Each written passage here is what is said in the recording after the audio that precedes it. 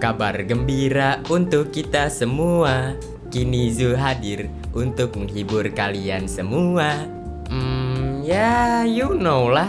What's up para colekers yang berada di rumah, bagaimana kabar kalian semua? Semoga kalian baik-baik saja. Yang dimana pada kesempatan kali ini kita bakal kembali maraton seri Ice Egg, yaitu Ice Egg kelima yang dirilis pada tahun 2016. Dan gue juga meminta maaf bagi para colekers bahwasannya gue uploadnya makin kesini udah makin lama gitu loh.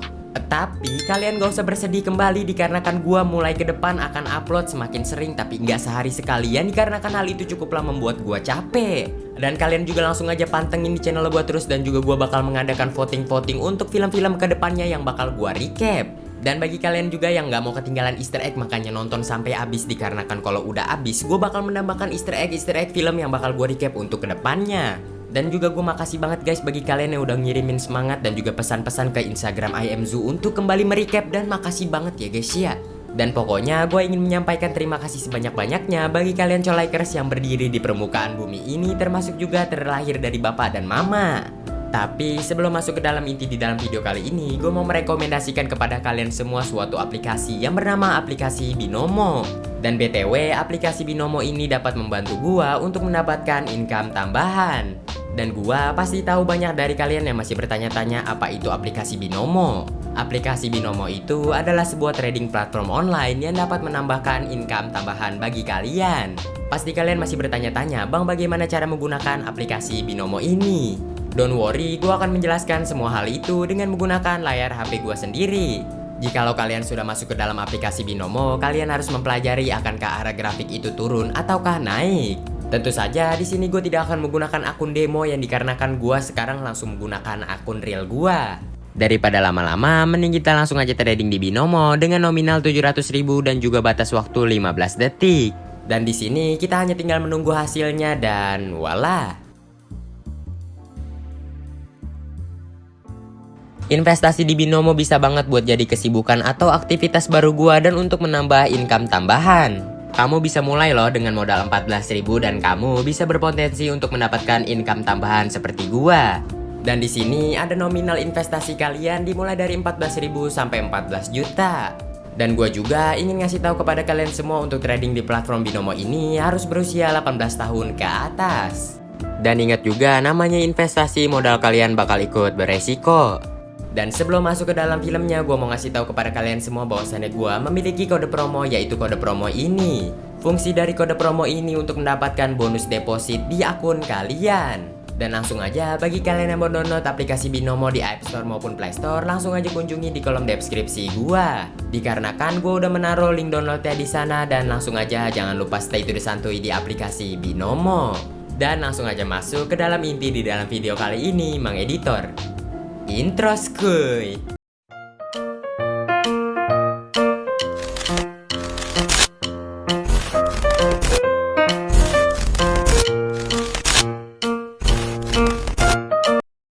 Scene pun dimulai dimana kita diperlihatkan bulatan bumi kita tercinta ini, yang dimana di dalamnya terdapat tupai penghancur dunia yang setiasa bersama sang kacang.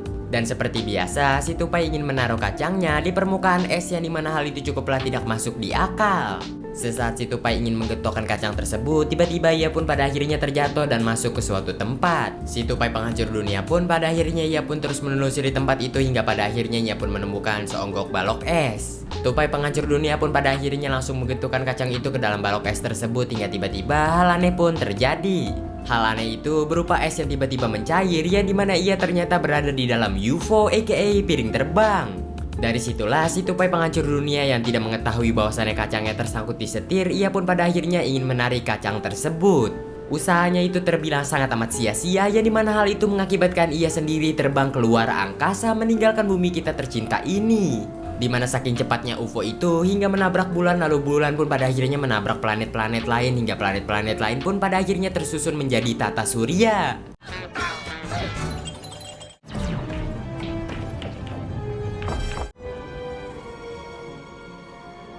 Si tupai yang melihat keindahan tata surya yang dibentuk oleh dirinya sendiri, ia pun pada akhirnya menangis.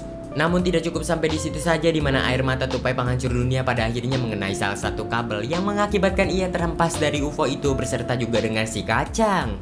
Tentu saja akibat kelalaian tupai penghancur dunia pun pada akhirnya melihat tabrakan antar planet yang membuat asteroid pun pada akhirnya mengarah ke bumi.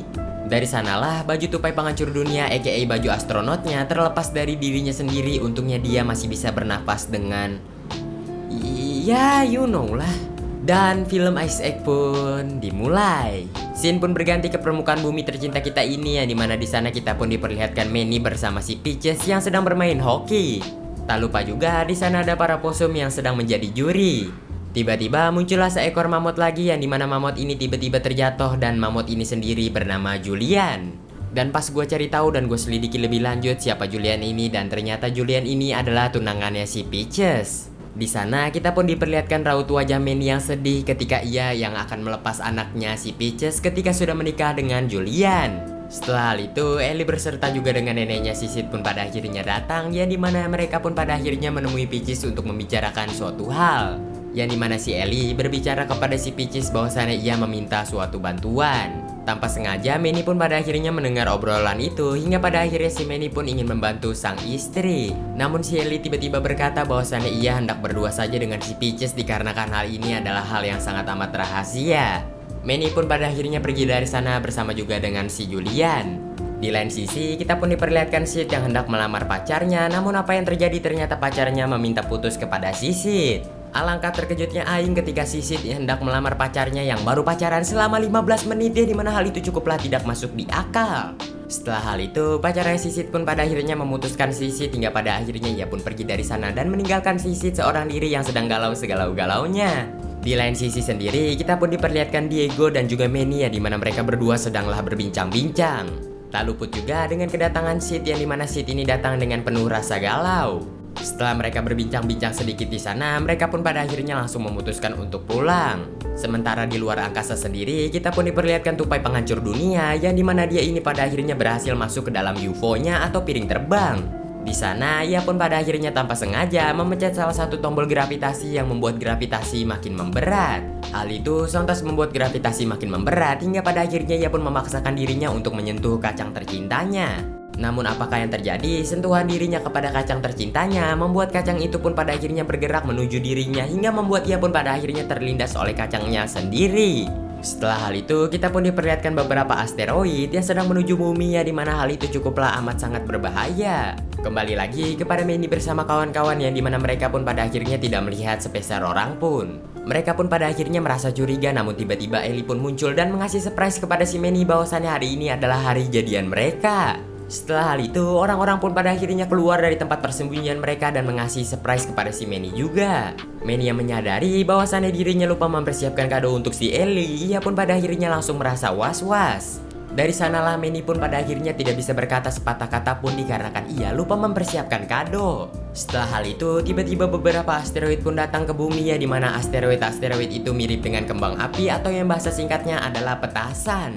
Dari sanalah Ellie pun pada akhirnya terkagum-kagum dengan hal itu yang dikira itu adalah kado dari si Manny. Mereka semua yang berada di sana pun pada akhirnya langsung ikut bersenang-senang, termasuk juga dengan Shira dan Diego dan juga para posum. Di lain sisi, Peaches bersama Julian ingin mengatakan suatu hal kepada ibu dan juga bapaknya, di mana Peaches mengatakan kepada mereka berdua bahwasannya ia ingin mengelilingi dunia bersama juga dengan si Julian. Di mana ia mengatakan bahwasannya ia ingin menjadi seperti ayah dan juga ibunya kelak nanti. Atau bahasa singkatnya, mereka berdua ini ingin berpetualang berdua saja. Manny dan juga Ellie tentu saja tidak menyetujui hal itu, dikarenakan hal itu tentu saja sangat amat berbahaya. Sementara itu, Sid yang sedang minum enak-enaknya, ia pun pada akhirnya langsung melihat seonggok asteroid yang akan menimpa dirinya. Ia pun pada akhirnya memberitahu si Diego, hingga pada akhirnya Diego pun langsung berlari untuk memperingatkan si Manny. Setelah hal itu, meteor pun pada akhirnya menimpa lempengan bumi yang mengakibatkan pesta pun pada akhirnya kacau balau. Termasuk juga dengan para posum yang sedang bersenang-senang, hingga pada akhirnya mereka pun tertimpa asteroid lalu mental. Mereka pun pada akhirnya jatuh tepat di rombongan Manny bersama kawan-kawan. Mereka pun pada akhirnya berhasil sembunyi di salah satu goa. Di sana, Sid yang masih penasaran dengan asteroid itu, ia pun pada akhirnya keluar untuk melihat keadaan. Namun apakah yang terjadi, ya you know lah.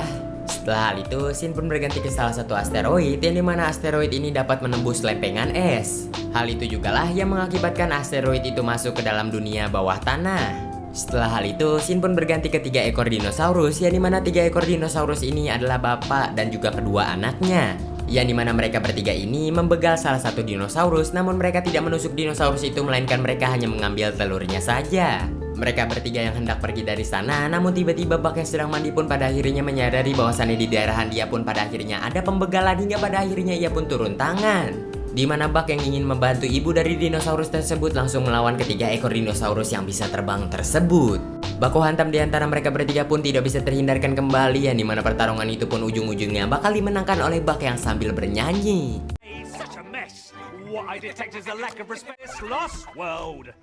But my friends laid, guys. I have so much you've stolen. Go back where you came from. La la. You might think I'm mad, but hey, you only live once. No. Good egg. Akibat lempengan-lempengan asteroid, para dinosaurus itu pun tertimpa oleh lempengan-lempengan tersebut hingga pada akhirnya Buck pun mendapatkan telurnya kembali. Ia pun langsung mengasih telur itu kepada ibu dari para dinosaurus tersebut hingga pada akhirnya mereka pun berterima kasih kepada si Buck. Buck pun pada akhirnya langsung pergi dari sana dan ia pun pada akhirnya melihat lempengan-lempengan asteroid yang hendak masuk ke dalam dunia bawah tanah. Hal itu jugalah yang membuat si Buck ini tidak fokus hingga pada akhirnya ia pun tertabrak oleh batu. Pada akhirnya Buck pun masuk ke salah satu lubang yang dimana lubang itu sangat amat dalam. Di sana ia pun menemukan salah satu tempat, yaitu tempat seperti peninggalan sejarah kuno gitu. Buck pun pada akhirnya langsung berjalan secara diam-diam hingga pada akhirnya ia pun menginjak salah satu lempengan. Buck yang menginjak salah satu lempengan hingga membuat salah satu batu pun pada akhirnya terangkat ke atas yang membuat Buck pada akhirnya terkejut.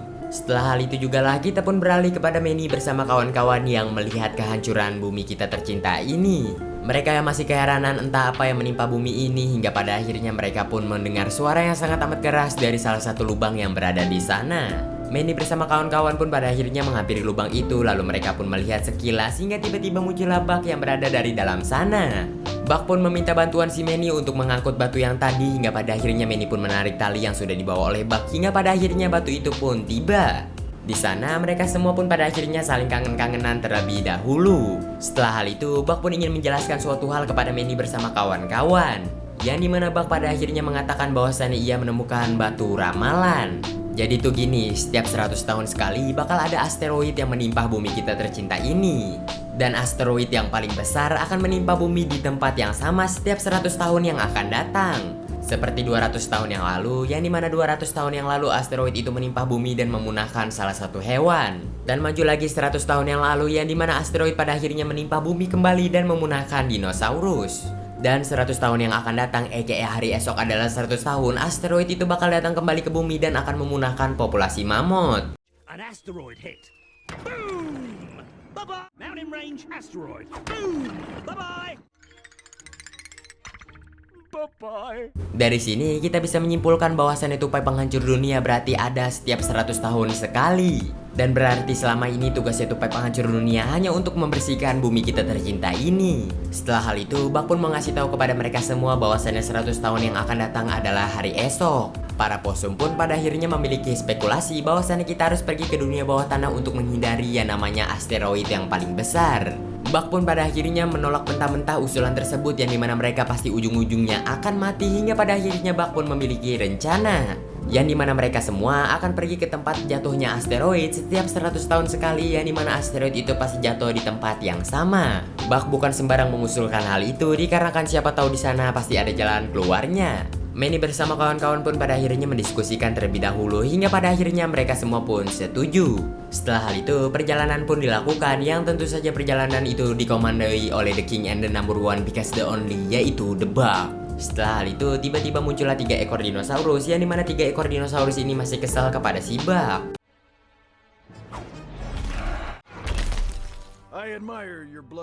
Di sana mereka pun pada akhirnya langsung melihat secara teliti hingga pada akhirnya mereka pun menemukan si Buck. Namun salah satu anaknya pun berkata bahwasannya bentar lagi bakal ada asteroid yang menimpa bumi dan kita semua akan mati, mending kita santai di dunia bawah tanah. Bapaknya tentu saja menolak akan hal tersebut dikarenakan si bapaknya ini ingin mengkoyaki si Buck terlebih dahulu sebelum mereka semua akan mati. Hingga pada akhirnya mereka semua pun ingin mengejar si Buck bersama kawan-kawan.